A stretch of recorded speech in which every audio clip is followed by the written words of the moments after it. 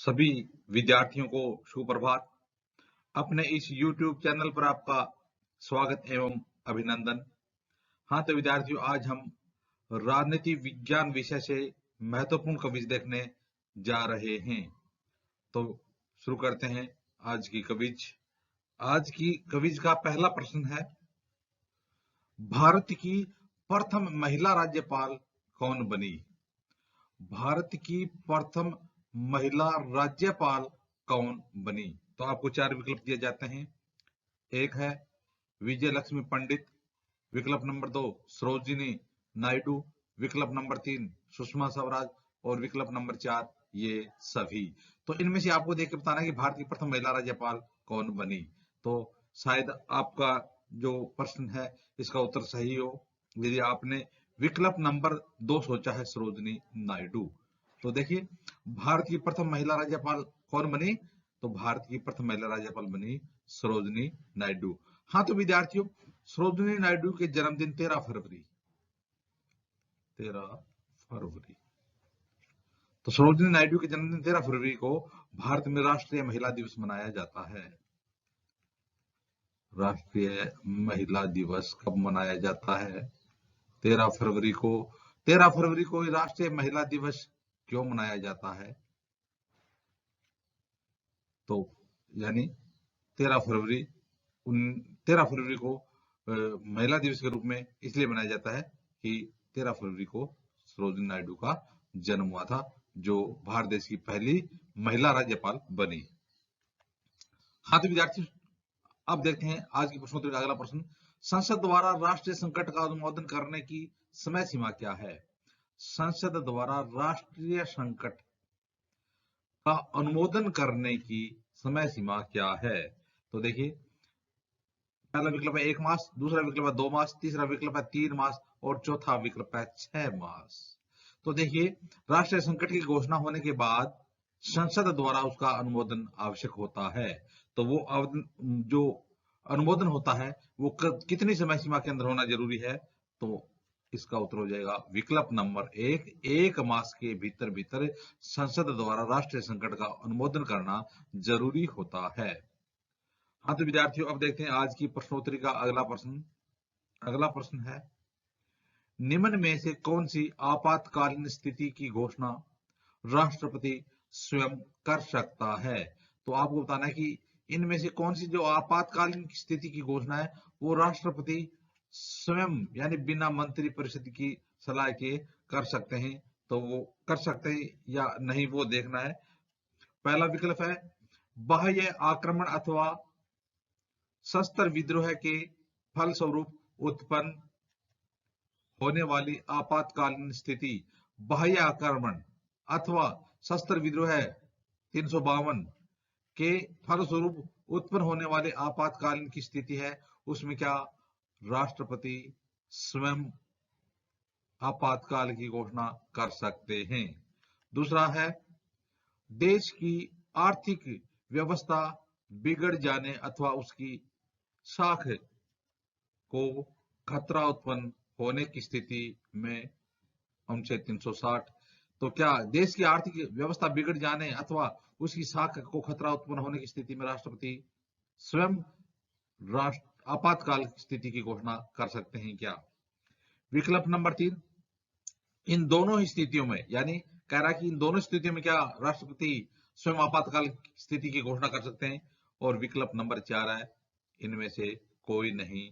तो विद्यार्थियों, इस प्रश्न का उत्तर आपने क्या सोचा? इस प्रश्न का उत्तर होगा इनमें से कोई नहीं।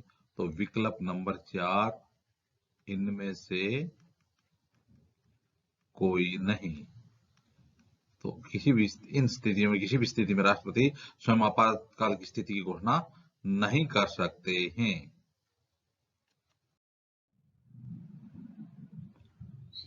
हाँ, तो विद्यार्थियों, अब देखते हैं आज की क्विज का अगला प्रश्न। आज की क्विज का अगला प्रश्न है, राष्ट्रपति को निम्न में से कौन सी वित्तीय शक्तियां प्राप्त हैं? तो आपको बताना है कि राष्ट्रपति को इनमें से कौन सी वित्तीय शक्तियां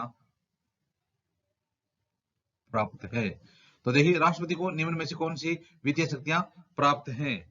तो देखिए विकल्प नंबर 1, संसद वित्तीय विधेयक केवल राष्ट्रपति की पूर्व अनुमति से ही प्रस्तुत कर सकती है।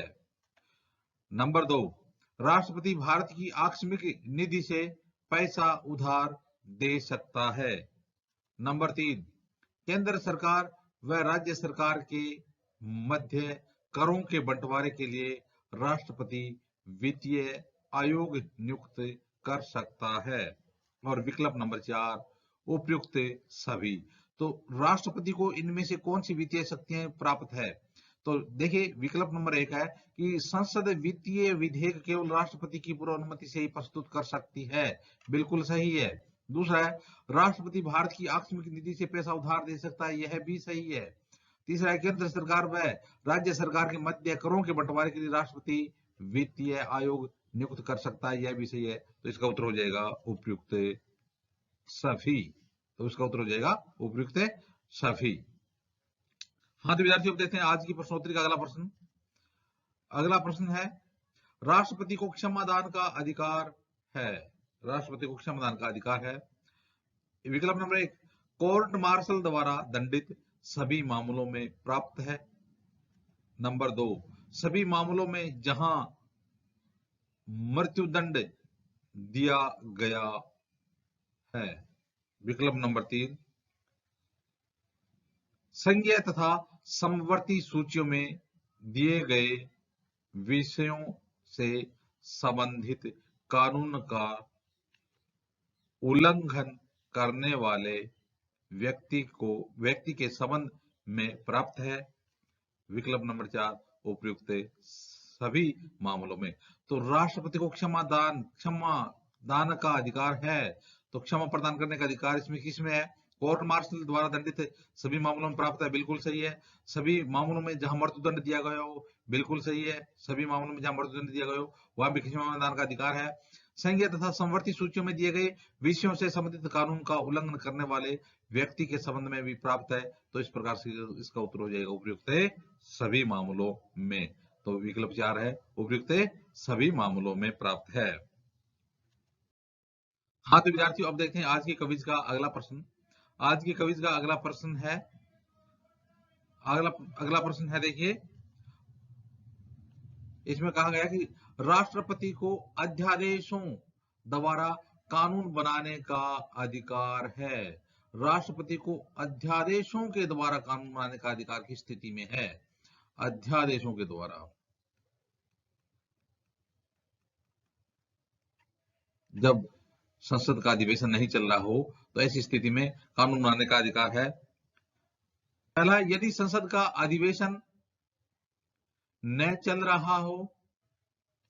दूसरा है वह कुछ विषयों पर संसद के अधिवेशन में होते हुए भी अध्यादेश जारी कर सकता है।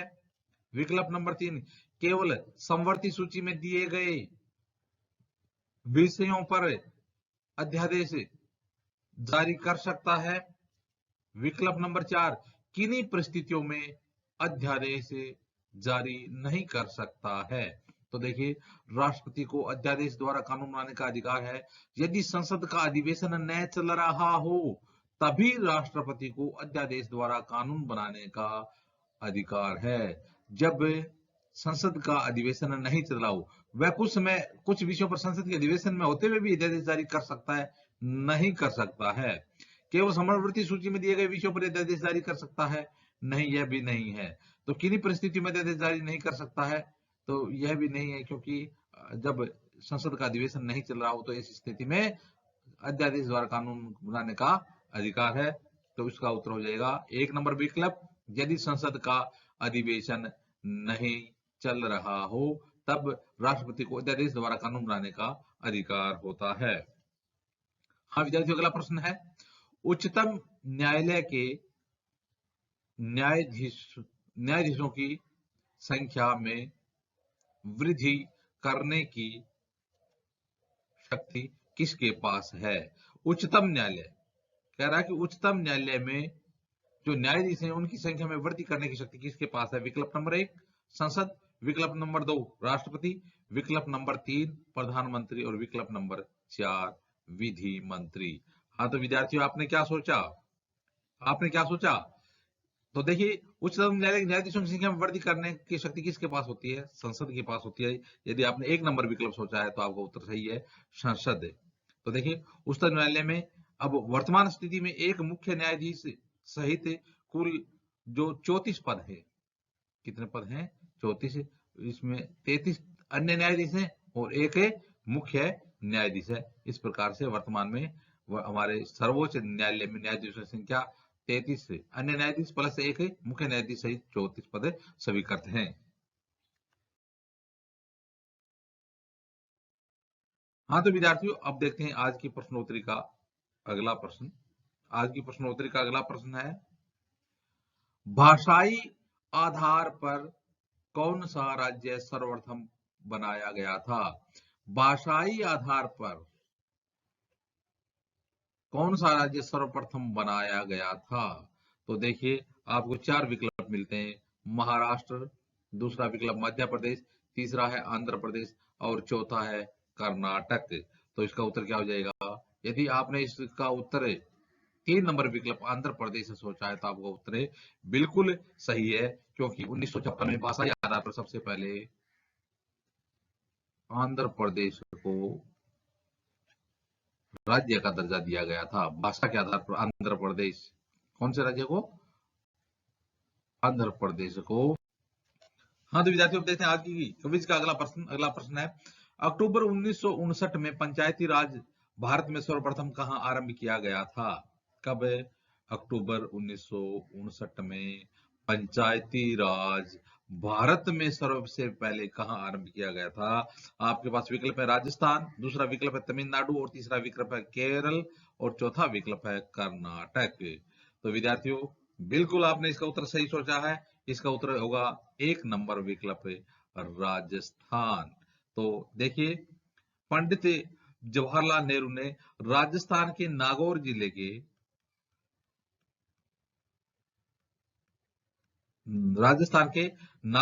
के बगदरी गांव, कौन से गांव में? बगदरी गांव में 2 अक्टूबर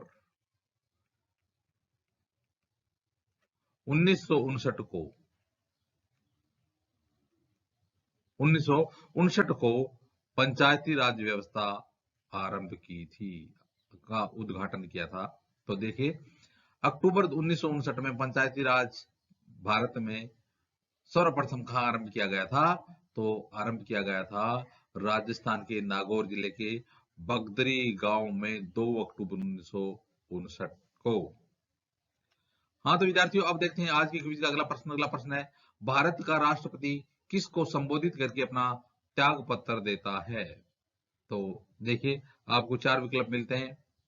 प्रधानमंत्री को, दूसरा विकल्प है उपराष्ट्रपति को, तीसरा विकल्प है मुख्यमंत्री को और चौथा विकल्प है मुख्य न्यायाधीश को। तो भारत का राष्ट्रपति अपना त्याग पत्र किसको देता है? कौन है राष्ट्रपति? आपको 4 विकल्प दिए गए। यदि आपने अपना विकल्प नंबर 2 सोचा है उपराष्ट्रपति को, तो आपका उत्तर बिल्कुल सही है कि भारत का राष्ट्रपति उपराष्ट्रपति को संबोधित करके अपना त्याग पत्र देता है।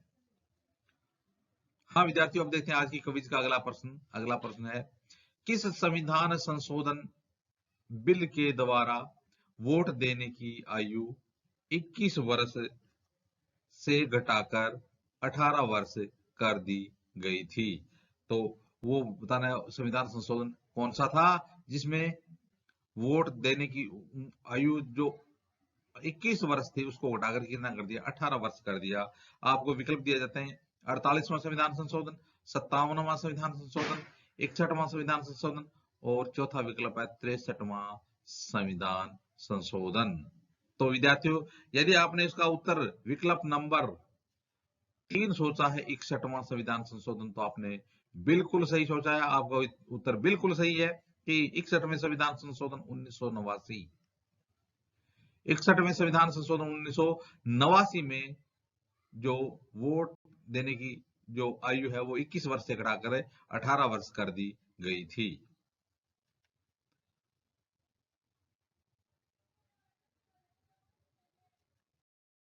हाँ तो विद्यार्थियों, अब देखते हैं आज की क्विज का अगला प्रश्न। आज की क्विज का अगला प्रश्न है, भारतीय कम्युनिस्ट पार्टी सीपीआई, भारतीय कम्युनिस्ट पार्टी सीपीआई की स्थापना किस वर्ष हुई थी? सीपीआई, सीपीआई भारतीय कम्युनिस्ट पार्टी ऑफ इंडिया। तो बताना कि भारतीय कम्युनिस्ट पार्टी की स्थापना किस वर्ष की गई थी। तो आपको चार विकल्प दिए जाते हैं। पहला है 1912, दूसरा है 1915, तीसरा 1918 और चौथा 1925 से।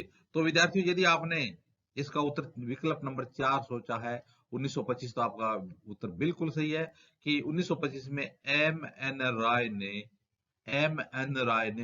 वर्ष 1925 में एम एन राय ने भारतीय कम्युनिस्ट पार्टी की स्थापना की थी। हाँ तो विद्यार्थियों, देखते हैं आज की क्विज का अगला प्रश्न है, लोकपाल व लोकायुक्त शब्द भारत में किसके द्वारा दिया गया था? यानी सबसे पहले लोकपाल और लोकायुक्त शब्द को भारत में किसने प्रचलित किया था, तो उनका नाम बताना है। आपको चार विकल्प दिए जाते हैं, आईडी दुआ, मोरारजी देसाई, डॉक्टर लक्ष्मण सिंघवी और चौथा है इंदिरा गांधी। तो लोकपाल व लोकायुक्त शब्द है वो भारत में किसके द्वारा दिए गए? यदि आपने इसका उत्तर विकल्प नंबर 3 सोचा है डॉक्टर लक्ष्मण सिंघवी, LM सिंघवी, तो बिल्कुल सही है, क्योंकि यानी सबसे पहले 1963 में मशहूर कानूनविद डॉक्टर ML सिंघवी ने जो यह शब्द दिया था लोकपाल व लोकायुक्त, तो इसका 3 नंबर विकल्प सही हो जाएगा, लक्ष्मण सिंघवी ने। हाँ तो विद्यार्थियों, अब देखते हैं आज की क्विज का अगला प्रश्न है, संविधान के किस अनुच्छेद में राज्य सरकार का वार्षिक वित्तीय विवरण रखा जाता है? संविधान के किस अनुच्छेद में राज्य सरकार का वित्तीय विवरण? तो देखिए, आपको विकल्प मिलते हैं, अनुच्छेद 100, दूसरा विकल्प है 102, तीसरा 150 और चौथा है 202। तो संविधान के किस अनुच्छेद में राज्य सरकार का वार्षिक वित्तीय विवरण रखा जाता है? तो विद्यार्थियों, यदि आपने इसका उत्तर विकल्प नंबर 4 सोचा है 202, तो बिल्कुल सही सोचा है, क्योंकि 202 अनुच्छेद के तहत राज्य सरकार का वार्षिक वित्तीय विवरण रखा जाता है। तो देखिए, अनुच्छेद 202 के अनुसार राज्यपाल प्रत्येक वित्तीय वर्ष के संबंध में राज्य के विधान मंडल के समक्ष उस राज्य की उस वर्ष के लिए प्राकलित जो वार्षिक वित्तीय विवरण है रखा जाता है, तो जो उसमें प्राप्तियों और व्यय का विवरण होता है उसे वार्षिक वित्तीय विवरण कहा जाता है। तो अनुच्छेद 202 से ही हो जाएगा। अगला प्रश्न है, संविधान सभा में किस देशी रियासत के प्रतिनिधि ने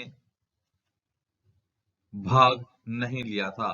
तो चार विकल्प दिए जाते हैं, इनमें आपको बताना है कि संविधान सभा में किस देशी रियासत के प्रतिनिधि ने भाग नहीं लिया था।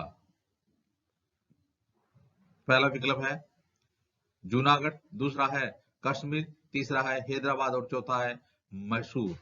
तो विद्यार्थियों, यदि आपने इसका उत्तर भी विकल्प नंबर 3 सोचा है हैदराबाद, तो बिल्कुल आपका उत्तर सही है, क्योंकि 1947 में जब हमारा देश आजाद हुआ था, तो उस समय निजाम मीर उस्मान अली वहां के हैदराबाद के शासक थे। तो उन्होंने